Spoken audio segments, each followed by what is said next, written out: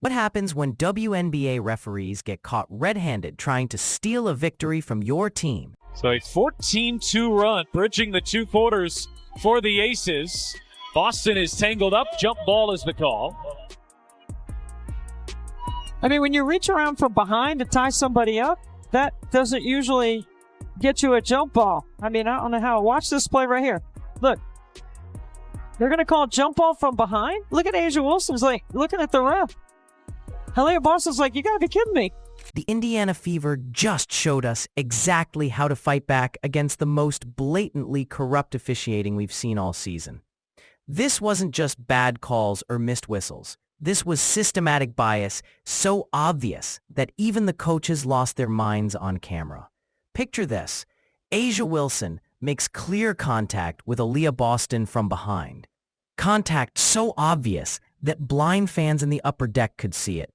But instead of the obvious foul call, a referee somehow decided this was a jump ball. Boston got mugged, and the refs acted like they were watching a completely different sport.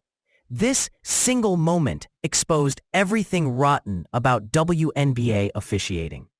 But what happened next would push a professional coach completely over the edge. You want to know what makes Stephanie White explode and start cursing at referees? Watch her raw reaction to this officiating disaster. White, known for her composed demeanor, completely snapped when the bias became too obvious to ignore. Her rare profanity outburst sent shockwaves through the arena because everyone knew she doesn't lose control unless something truly outrageous is happening. The refs had been flowing calls in Vegas's favor from the opening tip, creating a tone that made every Fever fan question what they were watching. When identical contact produced completely different outcomes depending on which uniform you wore, White couldn't stay silent anymore. Her reaction became the voice every Indiana supporter needed in that moment. But this was just the beginning of what would become the season's most controversial officiating performance. Here's the uncomfortable truth nobody wants to discuss. Aaliyah Wilson operates under completely different rules than every other WNBA player. The favoritism isn't subtle anymore. It's so blatant that fans can predict favorable calls before contact even happens. Throughout this game, Wilson consistently received treatment other superstars could only dream of. When Boston made identical contact, the whistle blew immediately. When Wilson did the exact same thing, referees developed selective vision and called jump balls instead of obvious fouls. Sophie Cunningham experienced this double standard firsthand. Plays that got her called for breathing too hard went completely ignored when Wilson was the aggressor. The inconsistency became so obvious that arena fans were screaming, watching referees apply entirely different standards to identical basketball plays. Wilson grabbed players from behind without consequence, while Fever players got penalized for existing near an Aces player. This wasn't coincidental bad officiating. This was systematic protection of a league favorite. This wasn't isolated bad judgment calls that happen in every basketball game. This was manufactured bias designed to keep the Aces competitive when they were being completely outplayed. The referees actively engineered opportunities for Vegas, turning fair competition into something resembling professional wrestling. The free throw disparity tells the complete corruption story.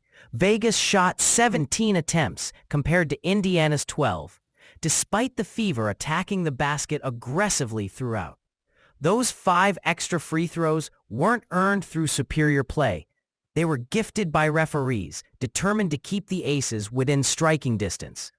But here's where the refs made their biggest mistake. They underestimated Indiana's fighting spirit and mental toughness. Every questionable call only made the Fever more determined to win despite systematic disadvantage.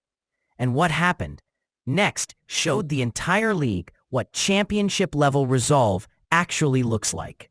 When corruption threatens to steal your victory, you need players who rise above chaos and deliver clutch performances. The Fever had exactly those warriors ready for this moment. Kelsey Mitchell started looking completely out of rhythm. missing her first 4 shots and struggling through 3/4 of biased officiating that disrupted the team's flow. Lesser competitors would have crumbled under that pressure. Mitchell saved her absolute best for when her team needed it most. The 4th quarter belonged to her completely. 9 crucial points on 4 of 5 shooting, including the game-changing three-pointer that gave Indiana the lead they never surrendered. This wasn't lucky shooting. This was mental toughness taking over when everything was on the line. Natasha Howard absolutely dominated A'ja Wilson on both ends, recording her 6th double-double with 18 points and 13 rebounds, while completely outplaying the supposed superstar who gets all the favorable whistles. Her 3rd quarter explosion of 11 points erased Vegas's lead and showed everyone that genuine talent beats systematic bias every time. Sophie Cunningham continued her scorching July run with 15 points on 4 of 5 shooting, connecting on 3 of 4 three-pointers like the shots were practice layups. Here's a shocking statistic. Cunningham is currently the league's best three-point shooter in July, shooting 58.1% from deep over her last 6 games while averaging 13.7 points. Her emergence coincided perfectly with other circumstances, proving the Fever's incredible depth and championship-level roster construction. You could see visible frustration on Wilson's face every time another shot dropped. While these Warriors battled systematic corruption on the court, someone else was fighting referees from the sidelines with equal intensity. You want to see pure frustration with corrupt officiating? Watch Caitlin Clark's animated sideline explosion that captured exactly what every Fever fan was feeling.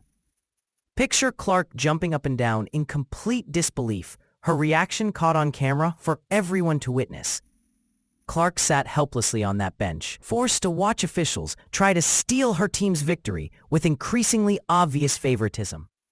The specific moment that sent her into animated outburst involved another controversial decision by referees determined to protect certain players at all costs. Her reaction wasn't random emotion. This was someone who understands basketball at the highest level, recognizing systematic corruption when she sees it. When the most intelligent player in women's basketball gets that fired up about officiating, you know something is seriously broken. This connects to the bigger poison destroying WNBA credibility. The league's golden child treatment makes fans question whether games are decided by skill or politics. And Clark's reaction exposed this ugly truth. But here's what this experience will do for her motivation. You think she's going to forget watching referees try to cheat her teammates? This frustration will fuel her comeback in ways regular practice never could. This victory without their superstar proves something remarkable about what the Fever are constructing. Despite facing systematic bias, corrupt officiating, and every obstacle, they found ways to win through pure talent and unbreakable mental toughness. When Clark returns to this evolved squad with players like Cunningham shooting lights out and Mitchell clutching up in crucial moments, the rest of the WNBA better prepare for something special. This team has been tested by corruption and emerged stronger, more united, and more dangerous than ever before. The evidence is undeniable. The bias was systematic, but the Fever's response proved that genuine talent and championship resolve can overcome even the most corrupt officiating. 2025 will be the year Indiana shows the entire league what happens when you try to hold back a team destined for greatness.